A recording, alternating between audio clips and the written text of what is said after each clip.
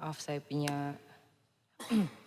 Terima kasih Tan Sri Yang di-Pertua atas peluang yang diberikan kepada saya untuk turut sertai dalam perbahasan belanjawan tahun 2026 ini. Di dalam perbahasan kali ini, saya ingin meneliti komitmen kerajaan untuk memastikan pertumbuhan ekonomi negara yang lebih inklusif dan seimbang, khususnya bagi merapatkan jurang pembangunan yang masih ketara antara Semenanjung, Sabah dan Sarawak.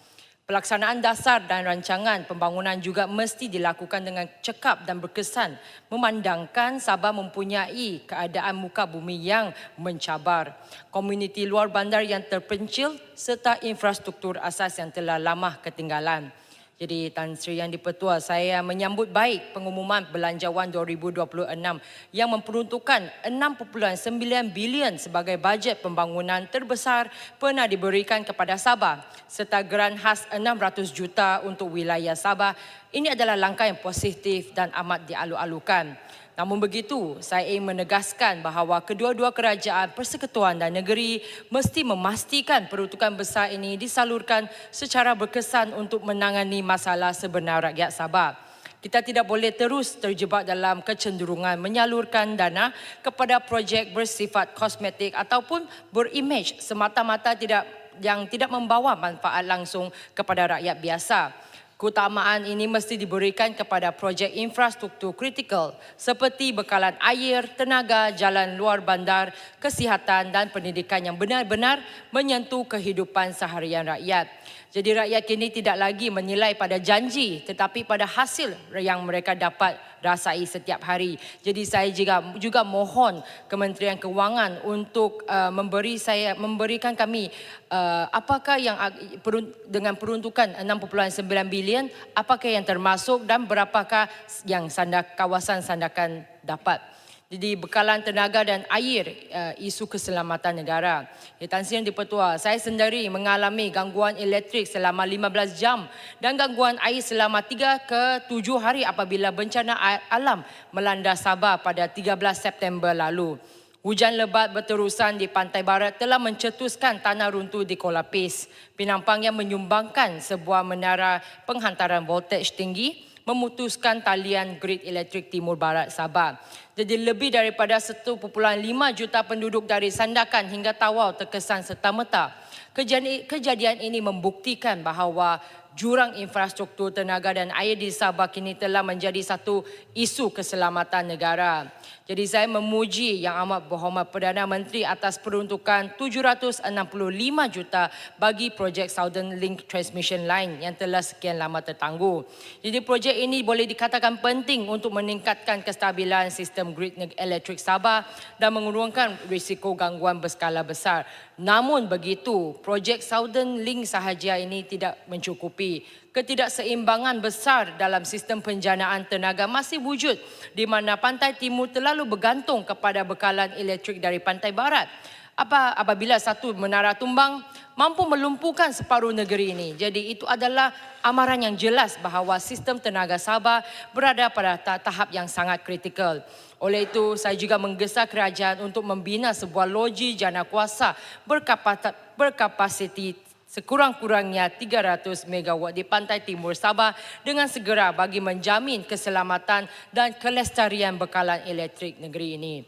Di Tan Sri Yang di-Pertua, gangguan air besar-besaran selepas insiden itu berpunca daripada terhentinya operasi di loji rawatan air Galiut di Sandakan.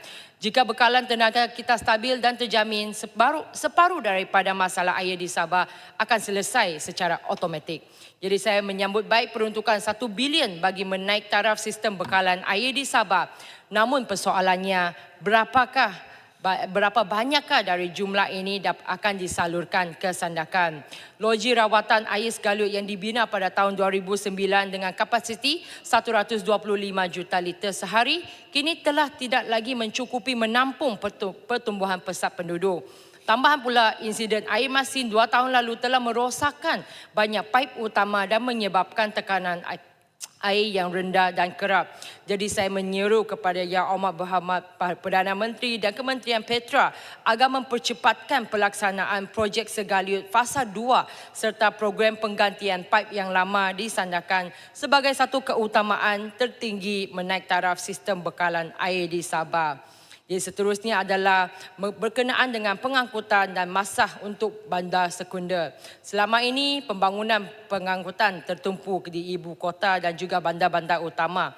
Kini apabila bandar besar telah mencapai kematangan pembangunan, sudah tiba masanya kerajaan mengalihkan fokus kepada bandar sekunder bagi memastikan pembangunan yang lebih seimbang dan inklusif di seluruh negara. Saya ingin memuji Kementerian Pengangkutan atas kejayaan memperkenalkan sistem MyBus di Kota Kinabalu. Buat kali pertama, rakyat Sabah menikmati perkhidmatan bas awam yang selesa, berjadual dan juga menggunakan teknologi kad pintar termasuk pas perjalanan My50 yang membantu mengurangkan kos sara hidup. Jadi kini saya juga menyeru agar skim MyBus boleh diperluaskan juga ke kawasan-kawasan lain supaya penduduk di Pantai Timur turut menikmati manfaat yang sama. Pelaksanaan ini akan juga menjadi satu mercu tanda penting dalam pembangunan pengangkutan awam di kawasan-kawasan lain apabila bas merah jambu ini, pink bus ini, MyBus mula beroperasi di jalan raya.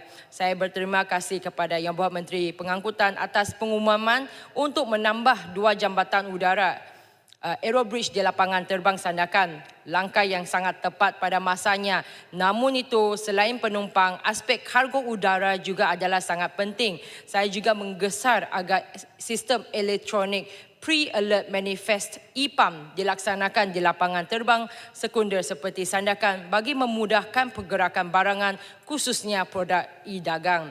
Langkah ini mampu meningkatkan daya saing ekonomi tempatan dan juga membuka peluang pekerjaan baru di luar bandar. Untuk pengangkutan laut, sekali lagi saya ingin menggesar agar kerajaan memperuntukkan bajet yang besar bagi mendalamkan laluan masuk ke pelabuhan Sandakan. Kedalaman laluan yang cetek ini akan mengehatkan jenis kapal yang boleh berlabuh.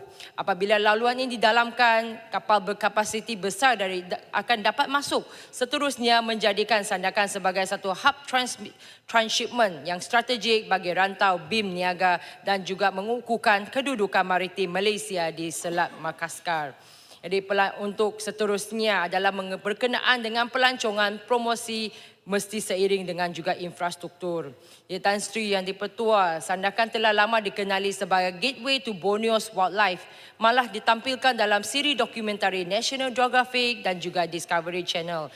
Namun itu, kemudahan asas pelancongan kita masih belum seiring dengan reputasi antarabangsa yang dimiliki. Setiap hari, ratusan pelancong menuju ke pulau-pulau indah seperti Pulau Langkayan, Selingan, Bakungan Kecil dan Berhala. Tetapi sehingga kini, tiada satu pun jeti pelancongan yang sempurna dan selamat disediakan. Pembinaan jeti pelancong ini amatlah mendesak dan tidak boleh lagi ditangguhkan. Saya juga menyambut baik geran padanan 50 juta bagi menarik lebih banyak penerbangan antarabangsa dan charter ke Malaysia. Jadi apabila lebih banyak pelancong datang ke Sandakan, akan juga tetapnya melawat ke pulau-pulau yang tertentu, pulau-pulau pelancongan. Tetapi apabila kami tiada satu jeti pelancongan, bagaimana pelancong kami menuju ke tempat-tempat tersebut? Jadi saya juga sangat berharap Motek dapat menggunakan geran-geran yang telah diberikan untuk menambah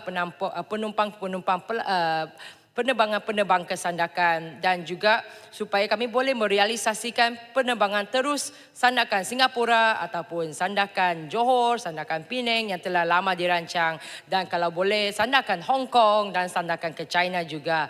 Jadi selain itu saya juga ingin mencadangkan agar pelepasan cukai individu 1,000 bagi pelancongan domestik turut meliputi penginapan hotel dalam negara, terutamanya di Sabah dan Sarawak bagi memperkukuhkan integrasi nasional dan juga pertumbuhan pelancongan tempatan.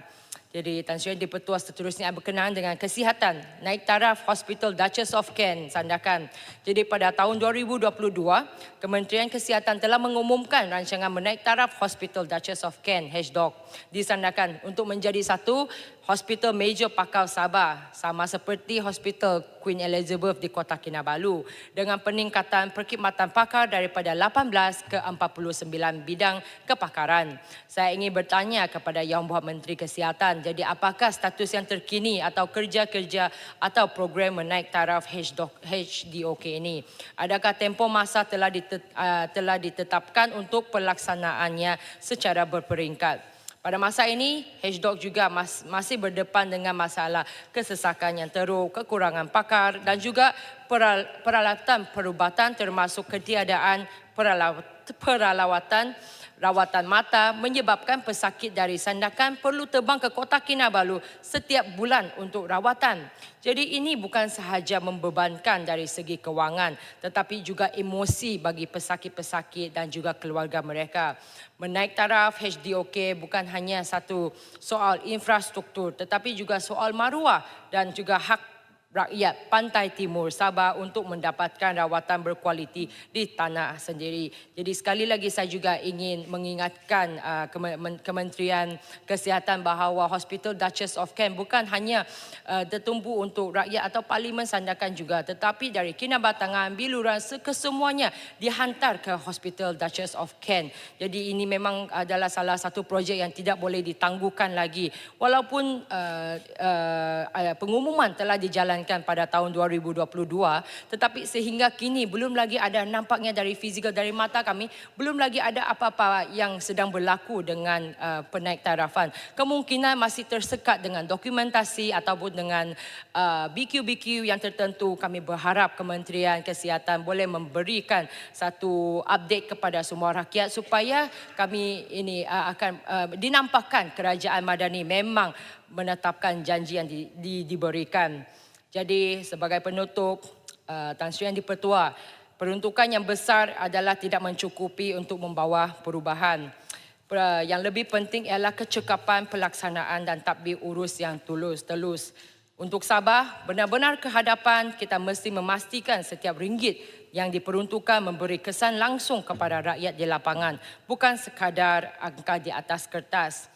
Hanya dengan pelaksanaan yang berkesan, pemantauan yang teliti dan tadbir urus yang baik, barulah Belanjawan 2026 ini akan membawa satu perubahan yang nyata kepada rakyat Sabah.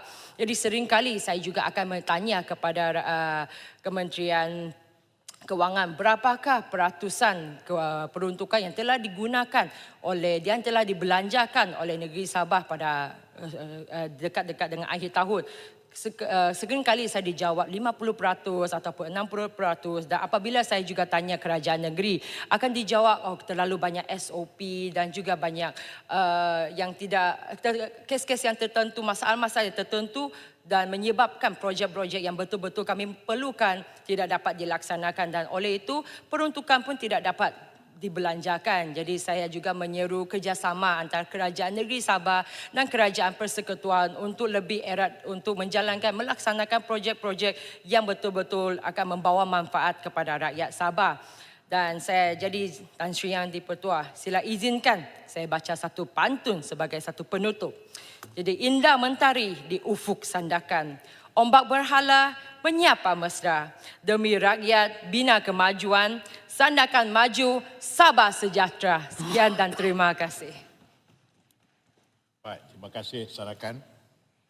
Sekarang saya jemput